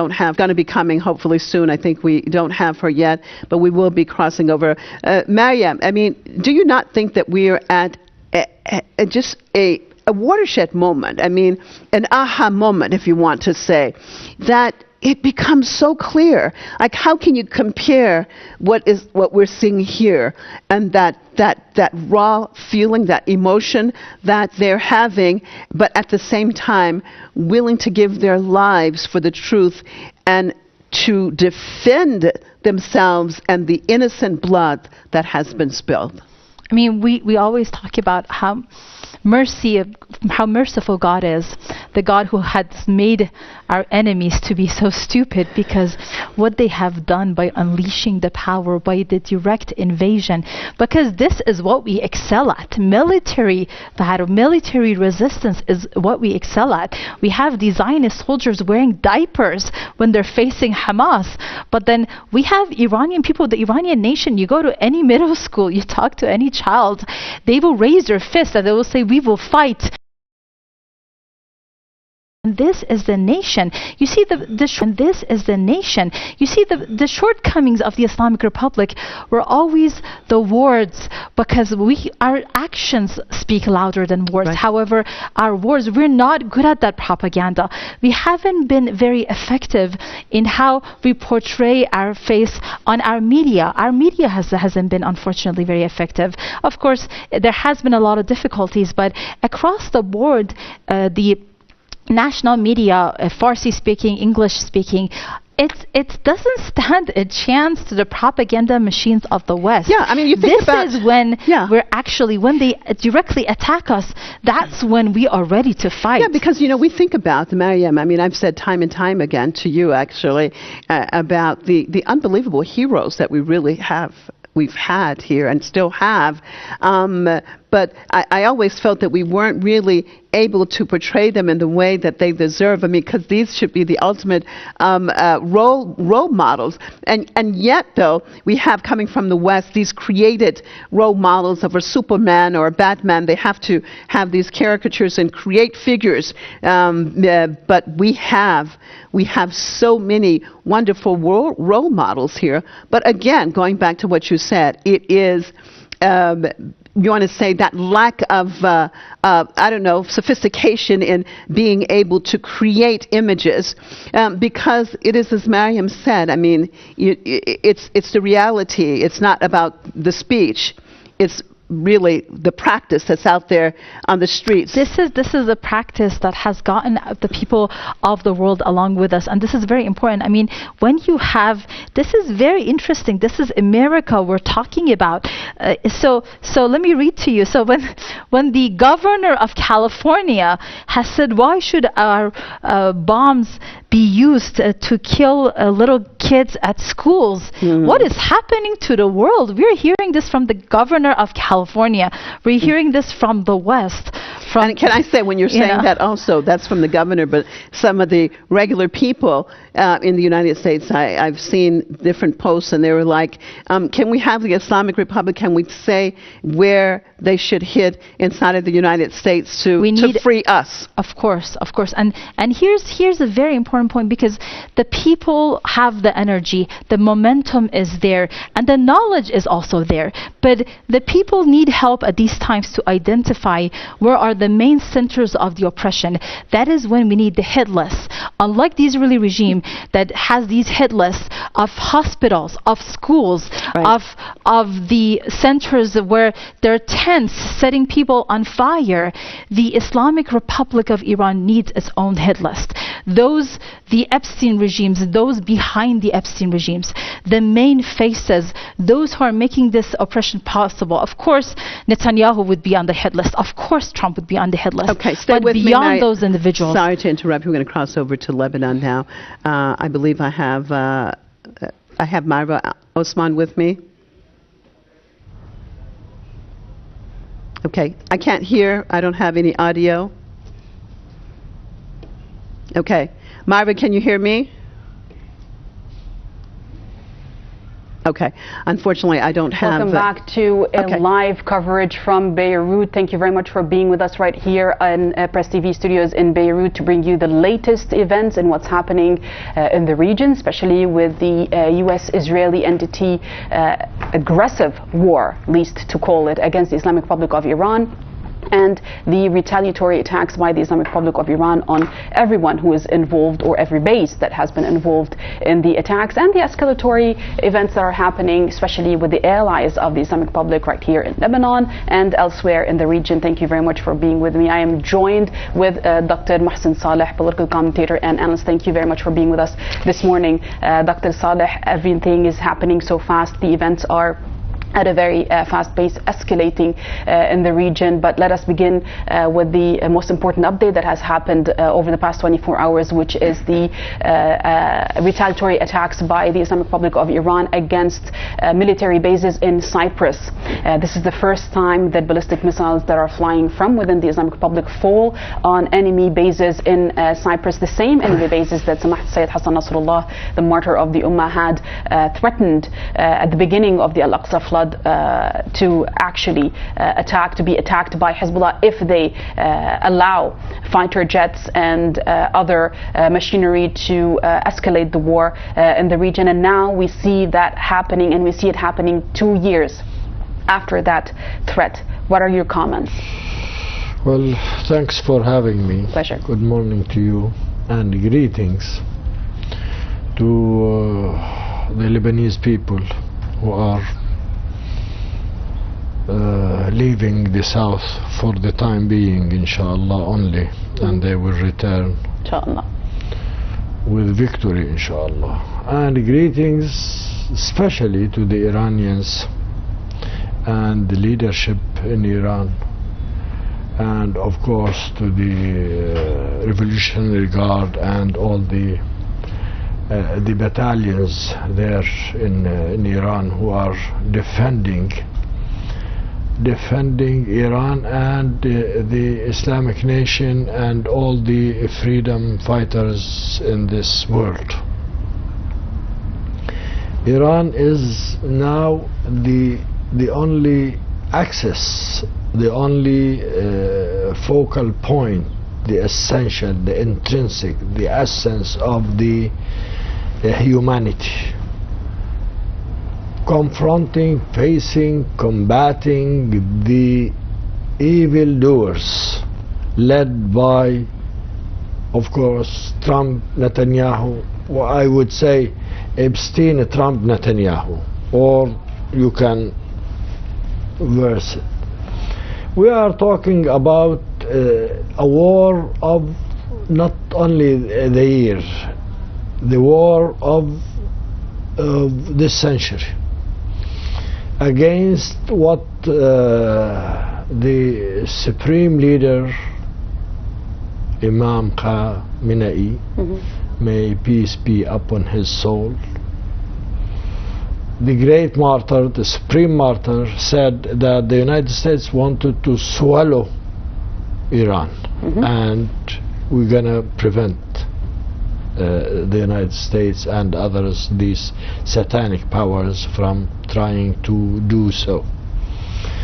So I guess the United States and Israel and these people are trying to surround Iran and the region and Palestine and Lebanon, all the axis of resistance, all these people who feel that they have to be nationalists, have this community, have this world stretch to China and to Russia, to these people who feel that the United States is very dangerous against the whole world. And I guess now Iran is fighting before them, fighting in order to say, well, the United States has no legitimate gate or to aggress against Iran, to aggress against the people of Iran. And the first strike, the first launch, the first aggression on a school, elementary school, of the kids, girls. It's called the Shajara Tayyibah school in Manbij. More than 100 young girls were killed. 180 till now. 180. We all saw the mass grave that was being martyrs, children. So they get used to kill children. They get used to kill children in Gaza, in Lebanon, everywhere. It's a strategy for them. Yeah, of course. It's strategy, but this strategy will fail, inshallah. Iran, I would say that these states around Iran, from Cyprus to United Arab Emirates to Qatar to Kuwait to even to some of the Iraqi territories, to Syria, all these to Jordan, all these places are filled with the American spies, military bases, and strategic defense missiles. All these countries should feel that Iran will not be silent, will not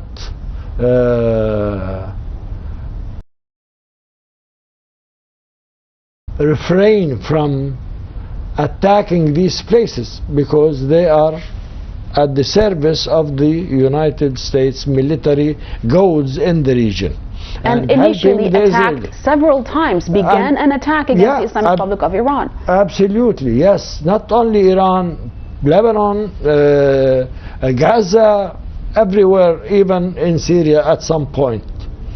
We are talking here about a new alliance. Netanyahu talking about it. He said we're gonna make a new alliance in the region to fight what in his mind Iran, and he mentioned exactly the Cyprus and Greece and other Arab states. Well, of course, UAE on the top of the list, because they have all the means now in order to make this relationship, to ameliorate this, even against Saudi Arabia and against Qatar and against Palestine, against Lebanon, against Iran. So they are doing the bad role. They are doing the stained role. They are doing the dirty role. And that's why Iran will not hesitate from hitting these places, because they are making... Cyprus is part of Europe, and this is the first time Iranian missiles are dropped on a territory that is considered a European or under NATO supposedly protection Iran doesn't territory. Care. Iran doesn't care. The United States represent, and the Zionists in Palestine, occupying Palestine, they represent the Western, the core Western civilization, or the core Western obnoxious or oppressors in this world. So we are talking about these people who are serving the British bases, and even the German, where the Americans have stay there, lie there in Germany. So Iran has no red lines, especially none of these places are, let's to say, oppose the American aggression against Iran. On the contrary, they're facilitating it. And that's why Iran has multiple times said that it is not attacking countries, it is attacking bases that are being hosted in said countries, and those bases are the initial point where those jet fighters are taking off from, or being fueled in, and where ammunition is being brought into the region. So is that a legitimate target for Iran? Absolutely, yes. Iran said it clearly. Any place, in any place there are American soldiers and bases, and even in the water, in the sea, in the places, in the capitals, Kuwait, in Riyadh, any place they find American presence there, military, especially military, they will attack. They will attack because they are defending themselves from the first place.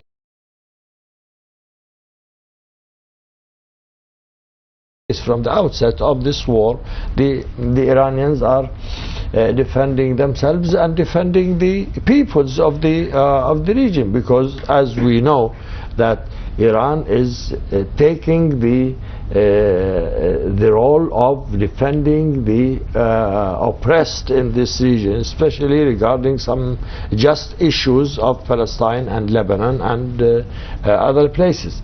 So I guess Iran, it's sufficient to say that Iran, since it's shouldering this responsibility of defending these issues of Palestine and the issues of the peoples in the region against the most superpower in history, as they say, the United States, and its puppet, its regime in its base in Palestine.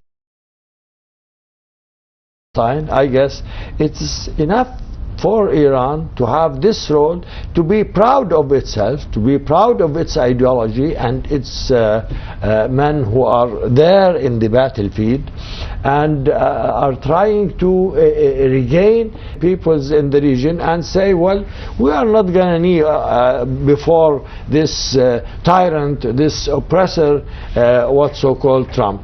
And Trump is a picture of the Pharaoh, of the Satan, of the problem in this world. Even in the United States, they say he is a liar, he is a corrupt, he is. He's a convicted criminal.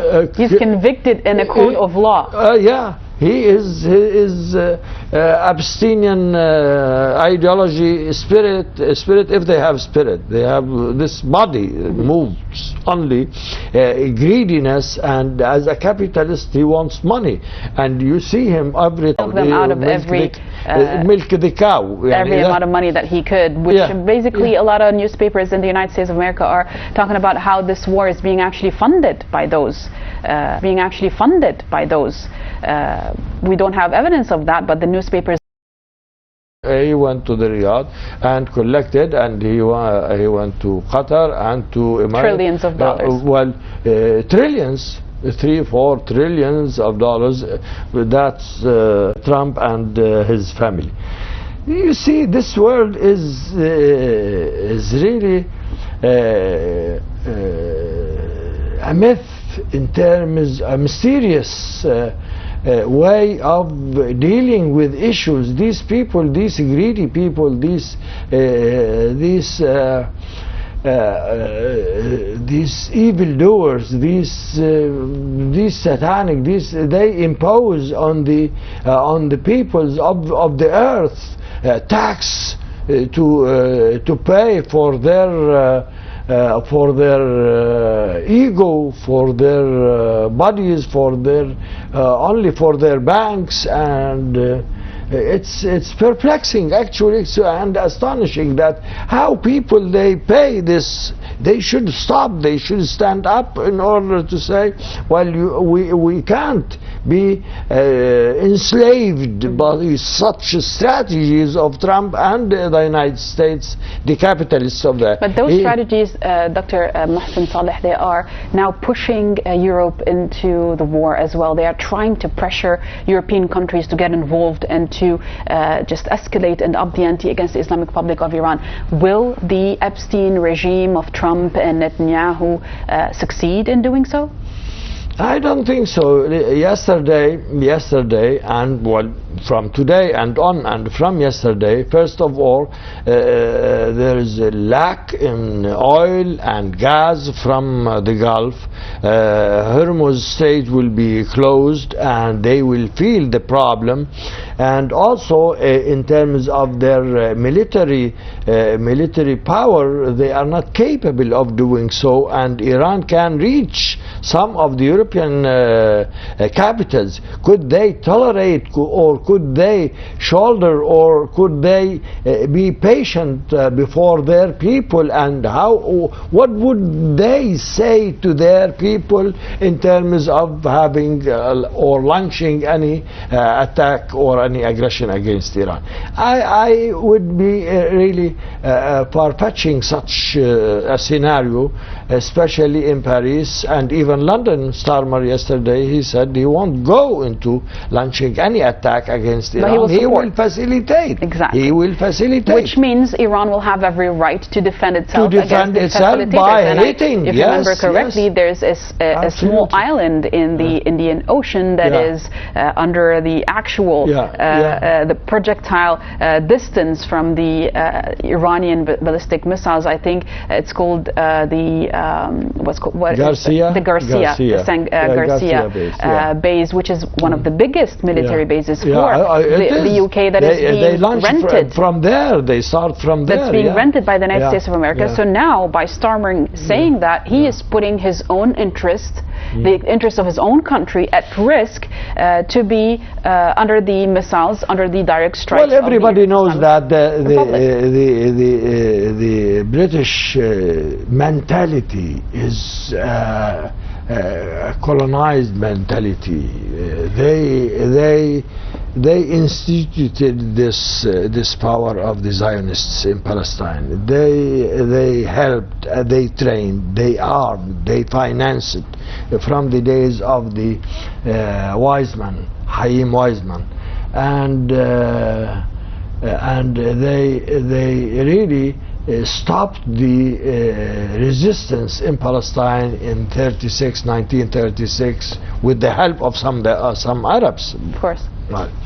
And in the 1947 and other years, all these decades, even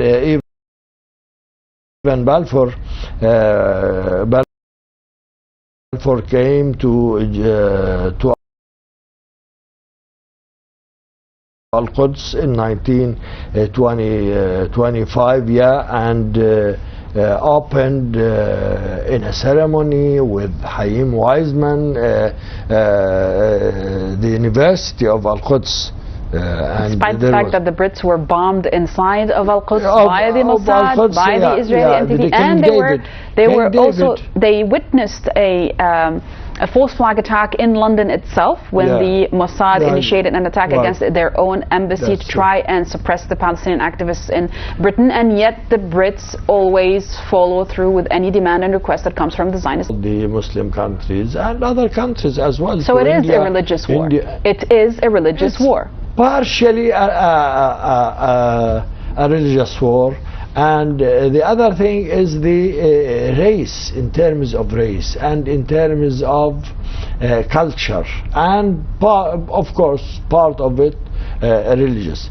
They are against you as a Muslim, because Islam unites these people against any kind of colonization, against any kind of exploitation, against any kind of occupation and colonization. So we are talking about the element that might bring these people together and give them a new role to humanity and for humanity.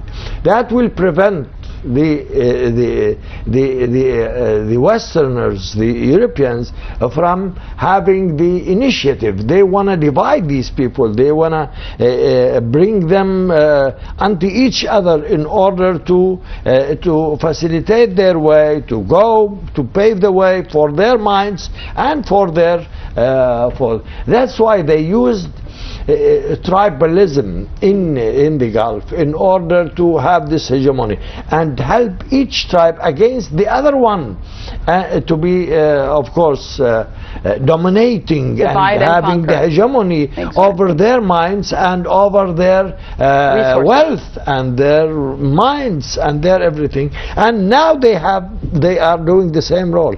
Britain served Europe for hundreds of years. That started in 1880s when they came to Egypt and to Algeria even, and also of course some of the United States when it was starting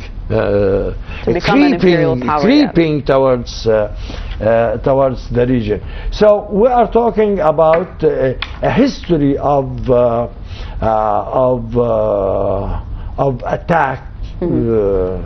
attacks and the history of bad blood, the history of animosities against each other. So we can't trust these, the Europeans, whether the Europeans or the Americans, as administrations. I would respond right away that as administration, whether in the United States or in Europe, we don't have any hate for the peoples of the earth. We have this peaceful view, we have this peaceful strategy for these people. And but at least there should be some accountability, Professor. Well, we have seen accountability for these administrations. So whatever we can do, because the deep states, as they say, which I really have problem with this term. These capitalists, whether in Europe and in the United States, they have no nationality in its narrow term in terms of being American. Now Trump is serving Israel, the Zionists, but at the same time he is serving the capitalists, because he knows if this the resistance brought victory for the region, as we did in the last 40 years. In the last 40 years, the axis of resistance made great changes, deep changes in our psychology, in our knowledge, in our certainty about certain premises of the political theory. So I think the capitalists would like to say nobody can stand still or stand up or oppose our agenda in the region. And since we go back to since Cyprus and Athens and some of the Arab states in the Gulf, and probably some bases in Turkey. Incirlik, for example. Incirlik. So all these bases are targets, as well as the Araghchi, the foreign minister, the Iranian foreign minister, said, well, these places are hitting us, launching missiles against us. This is what the United States of America wants to say. I have a right to hit you. I have a right to But you don't have the right to say even. I have a right to build a military base right at your door, but you don't get to hit me back. No. You don't get to retaliate. Yeah. This is hegemony and rhetoric at its finest, hypocrisy at its finest. Yet, there's a lot of media... This is racism. Of course, but there's also a lot of media hatred along the Persian Gulf Arab states, especially after what happened yesterday as well, when the Islamic Republic of Iran targeted the U.S. Embassy inside of the Kingdom of Saudi Arabia. This was I believe it's a game-changing strike. Now we've seen rapprochement between the regime of Mohammed bin Salman and the government of the Islamic Republic of Iran lately. Despite the fact they said that they will not allow any sort of jets to fly from their bases, any part of their territory to fly and attack Iran, they allowed it. Despite the fact that they said they want to have good relationships with Iran, they are helping the Americans and the Israelis to keep targeting Iran. And now Iran retaliates at the embassy. How do you see this as a game changer? Well, they don't dare to say no to the United States. Explicitly. Let's just start there. Start there. They don't dare to say no to Trump, especially to Trump. They deal with Trump as obedience, as employers.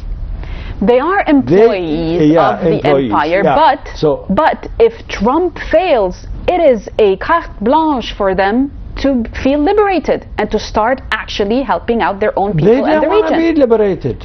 So it's a decision. Because if they want to liberate themselves, then they have to liberate Palestine. And liberating Palestine is liberating the nation. And liberating the nation is doing good things and useful things. And that is not why they were put in place. Yeah, that's the issue. That's the issue. They were not brought into the authority in these places in order to serve themselves. They are brought to serve the European at first, and then the United States to serve their political agenda in the region. That's why you see what has happened in Gaza.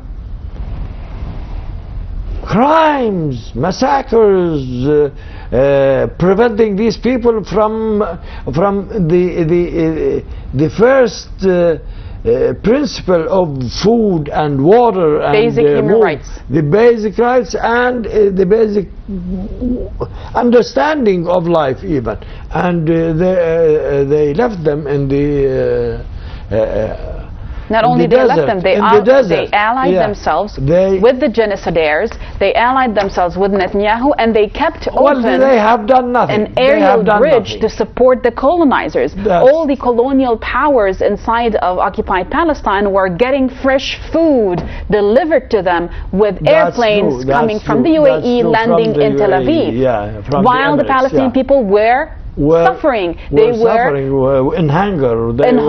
Exactly. Exactly. That's true. You are right. So we are talking about the role of these regimes to serve the agenda of the United States and the West. That's why I guess Iran has to have this rockets, these missiles to go into Riyadh or to Kuwait, or so they should not what is Iran telling they should not blame the Kingdom of Saudi Arabia by doing this, by attacking the U.S. embassy inside of Riyadh? Well, they said it many times that we know that you cannot do nothing. Since you cannot do nothing, let's hit the American presence in your territories. So if you wanna help us, you can tell the United States to take their embassy and their consulate and return to their country. And not only that, some hotels even in the Emirates, probably in Saudi Arabia and Kuwait and there Qatar. Were reports, but let me correct that one. But there were reports coming from the Islamic Republic of Iran saying that the hotel that was hit in the Kingdom of Saudi Arabia and Al Tanura, Aramco, they were not hit by the but they were not hit by the Iranians. They were hit by the Israelis as false flag attacks to make it seem like Iran is being an aggressor against the kingdom. Talking about the hotel in the Emirates, there were Mossad there. Of course, we spoke about that for a couple of days because it was a base for the CIA and the Mossad. As you know, it's the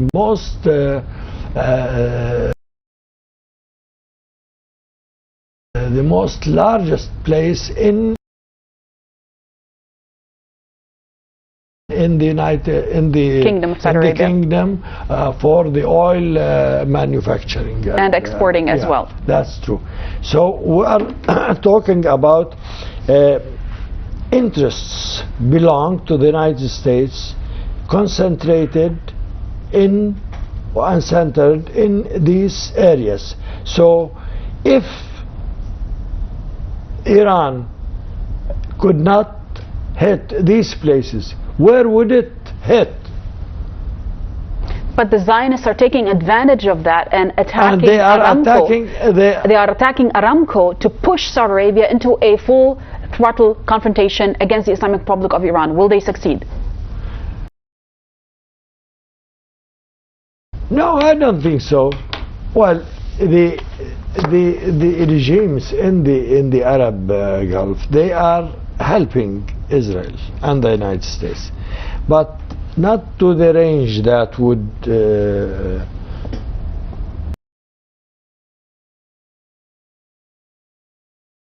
would pay everything. They are paying for Trump. Well, they would pay for Israel, but a little bit.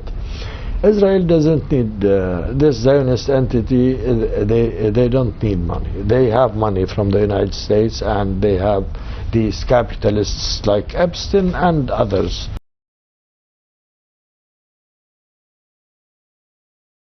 They have a lot of money. That's not the issue. The issue is that the souls and the minds and the emotions of the Arab people are against them, against their existence in terms of acceptability. These people, they don't accept the presence and the existence of state on the land, Palestinian land, for the Palestinian. So that's what they are afraid of. But I guess Saudi Arabia and as regimes, they are indifferent. Most probably they are indifferent. They wanna implant the idea that we care about our interests. Our interest is the introduction to our present in this region, and I guess the Americans are taking the right money from petrol, from gas, and they are paying for the Israelis. So the Americans are taking the money and paying the Israelis. So they paid for the last war only in 2 years $20 billion. So we are talking about help. It goes through the United States, and that's what the United States want.